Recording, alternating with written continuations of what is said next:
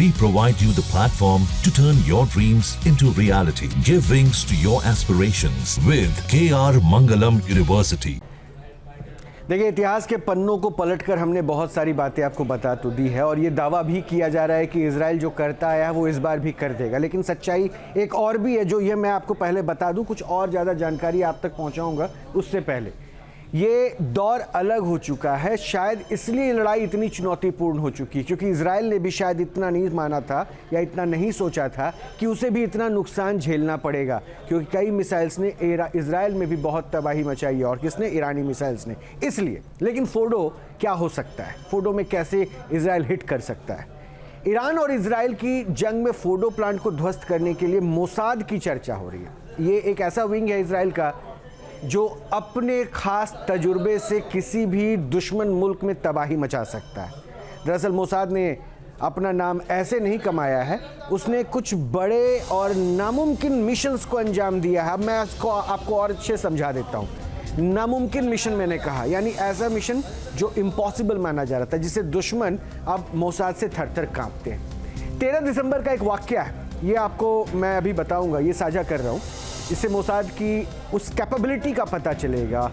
13 दिसंबर 1949 में मोसाद के गठन के बाद से ही मोसाद ने कई ऑपरेशन को अंजाम दिया और इस समय फोडो को फोड़ने के लिए जिस ऑपरेशन थंडरबोल्ट की चर्चा की जा रही है उसके बारे में भी आपको जानना चाहिए। ऑपरेशन थंडरबोल्ट में मोसाद ने ऐसा कौन सा काम किया था जिसकी वजह से ये कहा जा रहा है कि मोसाद के लिए कुछ भी इम्पॉसिबल नहीं है, यानी कुछ भी असंभव नहीं है। तो चलिए आपको मोसाद के ऑपरेशन थंडरबोल्ट के बारे में थोड़ा बताते हैं।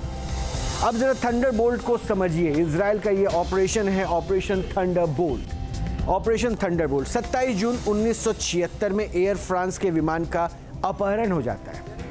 ये दौर था, ये समय था जब फ्रांस के विमान का अपहरण हो जाता है और 4 आतंकवादियों ने 260 लोगों को उस समय बंधक बना लिया, अपहरण कर लिया। 105 यहूदी और इजरायली यात्रियों को बंधक बनाया था और अपहरण वादी हदाद के निर्देश पर किया गया था। इसके बाद क्या होता है? आतंकी 53 फिलिस्तीनी कैदियों की रिहाई की मांग कर रहे थे, यानी उन यहूदियों के बदले में 53 फिलिस्तीनी कैदियों की रिहाई की मांग कर रहे थे। और उसके बाद तस्वीर बदलती है। फिलिस्तीन कैदियों की रिहाई की मांग करने के बाद अपहरणकर्ता विमान को सबसे पहले लीबिया ले जाते हैं। उनकी प्लान को देखिए। और लीबिया के बाद युगांडा के एंटेबे हवाई अड्डे पर विमान पहुंच जाता है। इजराइल ने अपने बंधकों को छुड़ाने के लिए ऑपरेशन चलाया। एक ऑपरेशन, अपने बंधक छुड़ाने थे, यहूदियों को छुड़ाना था। 3 और 4 जुलाई की मध्य रात्रि की बात थी। इजरायली टीम ने धावा बोला। 53 मिनट के ऑपरेशन में 105 बंधकों में से 102 को बचा लिया गया। आप सोचिए, मैं फिर से समय रिपीट कर रहा हूं, 53 मिनट, 60 मिनट भी नहीं बीते थे, 1 घंटा भी नहीं हुआ था। 53 मिनट में वहां पर 102 बंधकों को बचा लिया गया। 105 की संख्या थी। और ऑपरेशन का नेतृत्व लेफ्टिनेंट कर्नल योनातन नेतन्याहू ने किया। Lieutenant colonel Yonatan Netanyahu.